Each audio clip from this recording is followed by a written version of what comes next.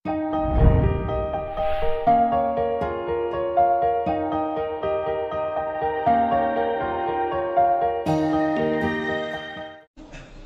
lain memang orang Minang ko baradai sarak mangato adai memakai kecek sarak terlepas daripada khilafiah perbedaan para ulama yang ambo yakini, walau banyak mazhab mengatakan berpendapat, ambo yakini solat berjamaah hukumnya wajib bagi para laki-laki. Di mana dalil wajibnya? Yang pertama, syarat mengatur surah Al-Baqarah ayat 43, wa aqimus shalah wa atuz zakah warka'u ma'ar raki'in. Ada 3 perintah dalam surah Al-Baqarah ayat 43. Wa aqimus shalah, dirikan solat, hukumnya kita sepakat wajib hukumnya. Wa atuz zakah, tunaikan zakat, kita sepakat wajib hukumnya. Warka'u ma'ar raki'in, cerita tentang orang solat lagi. Warka'u ma'ar raki'in, apa maksudnya? Ruku bersama orang-orang yang ruku. Apa maksudnya? Solat berjamaah hukumnya wajib bagi laki-laki, terutama orang yang balaga mengaku adai santiang jo adai.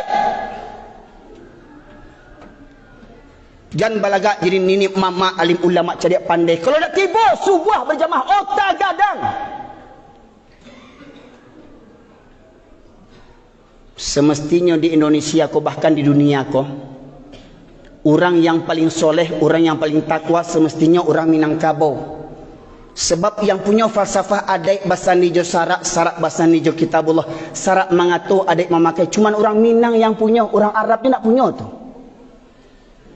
Santiangnya orang Minangkabau ko, Pak. Santiang orang Minangkabau ko. Nah, terus yang tak sembahyang seminggu sekali tu orang itu. Yang hari-hari hidupnya juanjiang orangnya tu.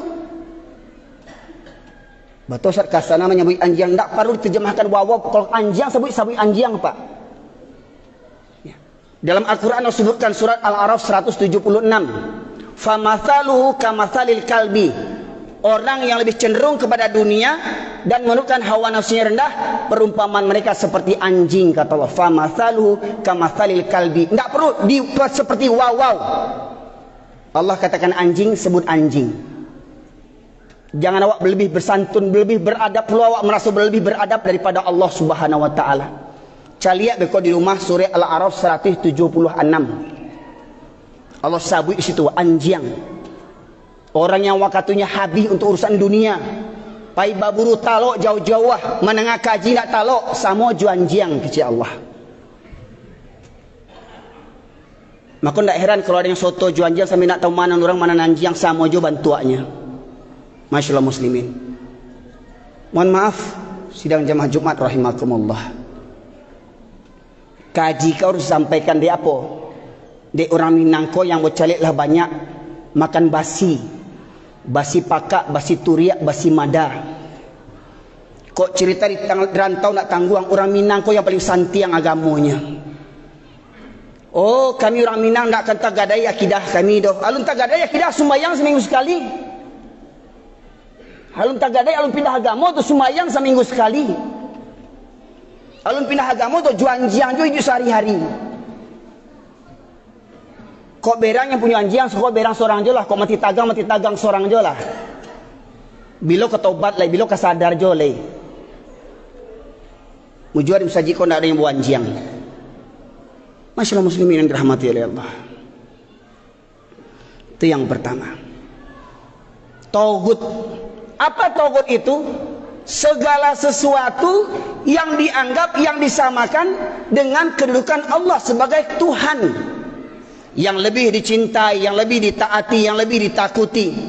Tempat bergantung yang dianggap bisa mendatangkan rezeki, yang dianggap bisa menahan gunung Merapi. Ya, seperti gunung Merapi di Jawa ada Mbah Marijan, katanya penjaga kunci pintu gunung Merapi. Di gunung Merapi kok saya kuncinya di bagian datuk saya macam kuncinya tu. Masyaallah muslimin segadang kuncinya tu. Menganggap bisa menghindarkan bencana. Itu semuanya tauhid. Dukun-dukun itu tauhid tu.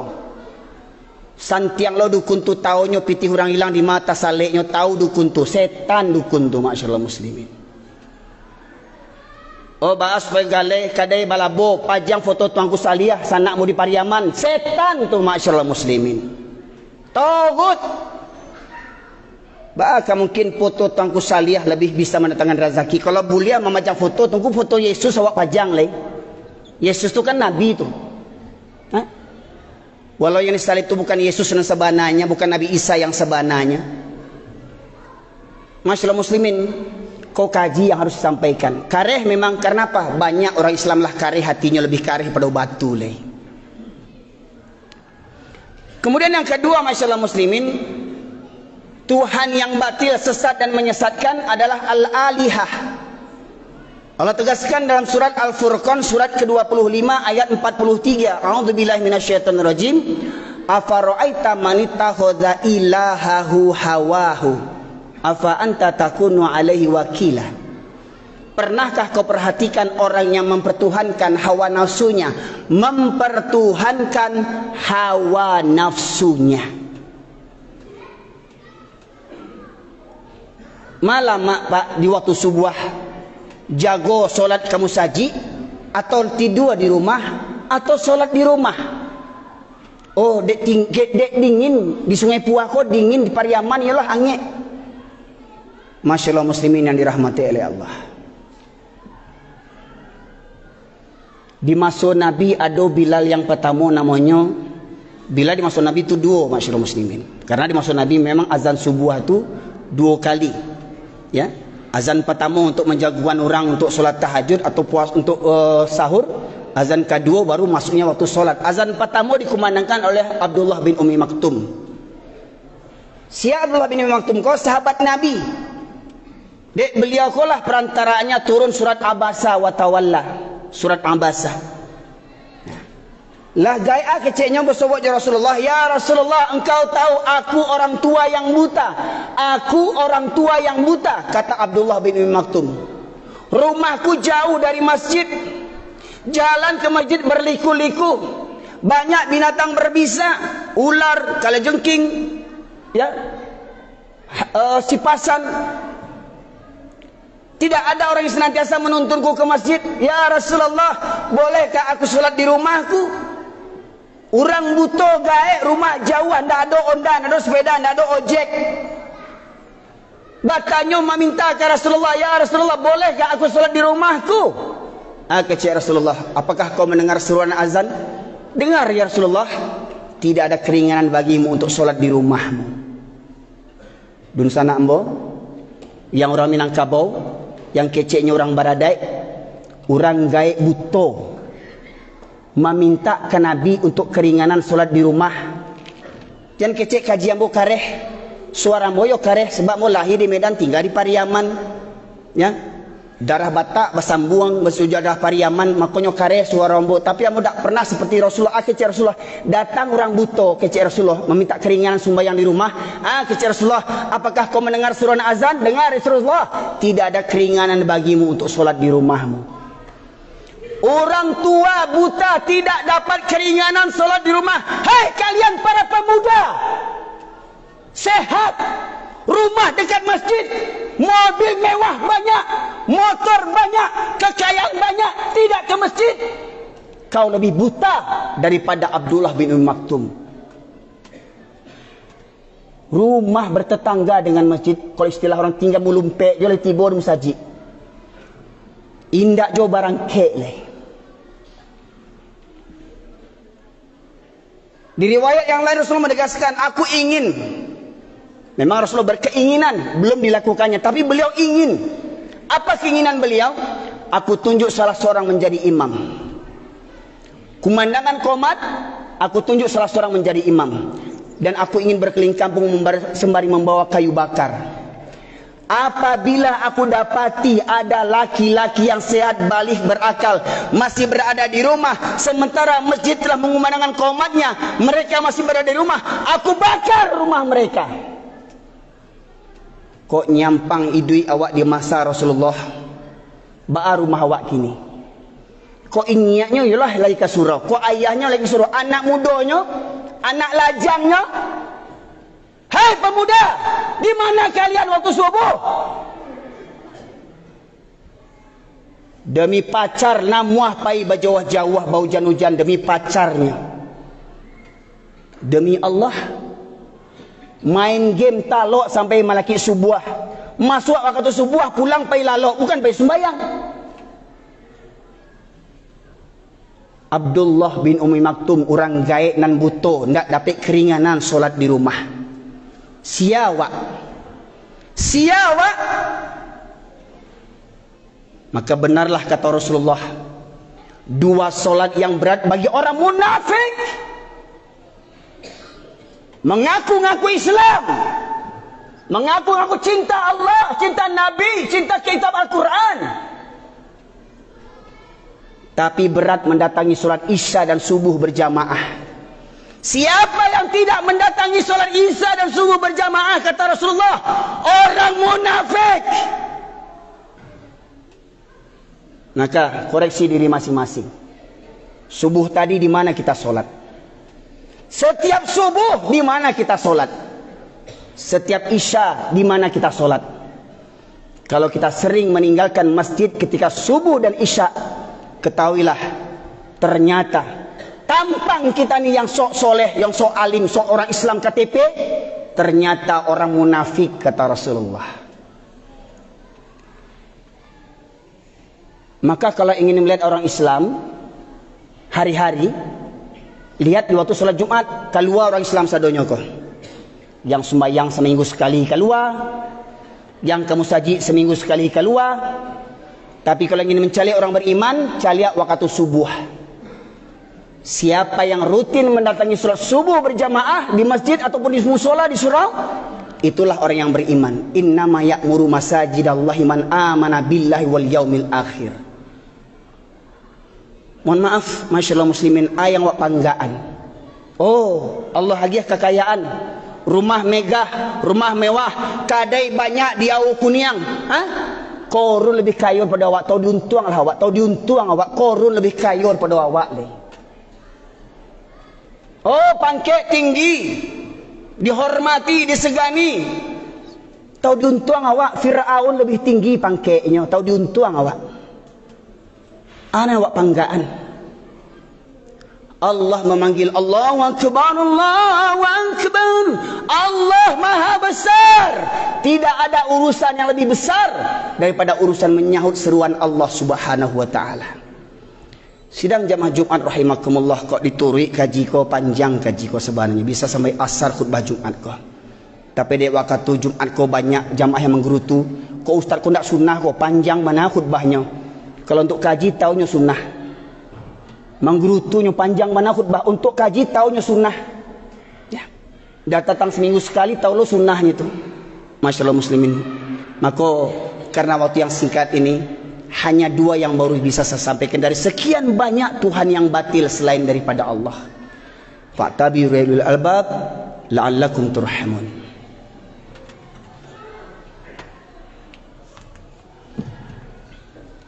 Alhamdulillah alladzi khalaqal mauta wal hayata liyabluwakum ayyukum ahsanu amala.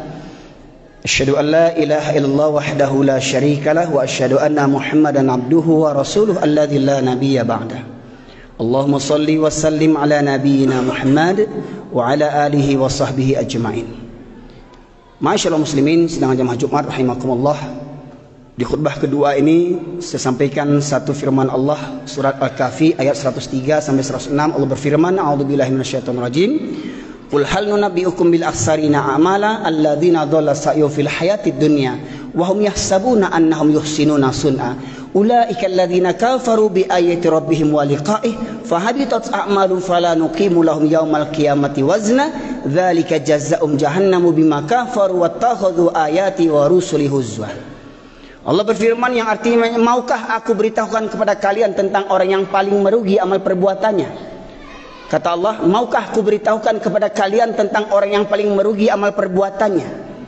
Yaitu orang-orang yang sia-sia amal ibadahnya selama hidupnya di dunia, tetapi dia menyangka telah berbuat sebaik-baiknya. Anan kurang diambo. Ambulah Islam 7 keturunan, ambulah solat, lah puasa, lah berzakat, lah haji, lah kurban, lah umroh, lah cukup sadonyo, an kurang diambo.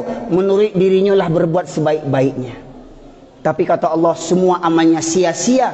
Selama hidupnya di dunia, amalnya sia-sia. Ada orang gaib meninggal umur 80 tahun. Selama 80 tahunnya beribadah, selama 80 tahunnya memeluk Islam, semua amalnya sia-sia. Apa sebabnya? Ayat berikutnya Allah menegaskan, ulaikal ladzina kafaru bi ayati rabbihim wa liqa'ih. Mereka itu orang-orang yang ingkar kepada ayat-ayat Allah dan ingkar terhadap perjumpaan terhadap Allah Subhanahu wa taala. Apa contoh ingkar ini? Lah tahu di kampung awak di masjid surau ada wiri pengajian, ndak tiba, ingkar. Di masjid awak kau mungkin ada wiri seminggu sekali paling tidak. Baran yang tiba, sia yang tiba. Orang yang acok ndak tiba, orang yang ingkar. Merasa sudah pede, sudah yakin pahalanya sudah banyak dikumpulkannya. Beragama menurut seleranya masing-masing, pandai menyalah-nyalahkan orang lain, pandai menyesat-nyesatkan orang lain, merasa lebih baik dibandingkan orang lain, seakan-akan surga sudah di kapling-kaplingnya sendiri, hanya untuk kelompoknya sendiri. Oh, ambolah berjanggui, anak kurang janggui, ambolah panjang, ambolah berjubahan kurang lain, langsung kau ajian kurang lain.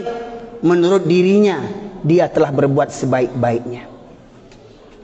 Maka kata Allah, fahabitat amalu, maka hapuslah semua amal-amalnya. Semua amalnya hapus, kata Allah. Dan di akhirat kami tidak mengadakan penimbangan terhadap amalnya. Di akhirat tidak ditimbang amalnya. Maka masyaallah muslimin, balasan mereka adalah neraka jahanam. Dikarenakan mereka menjadikan ayat-ayat Allah sebagai gurau-gurauan dan menjadikan para nabi sebagai gurau-gurauan. Maka harapan ambo semoga masyaallah muslimin dalam khutbah Jumat yang singkat ini dan lewat waktunya sedikit, semoga para jemaah bisa bersabar untuk mengambil hikmah daripada khutbah yang bersampaikan kini kau, untuk kita mengevaluasi, memperbaharui iman dan takwa kita.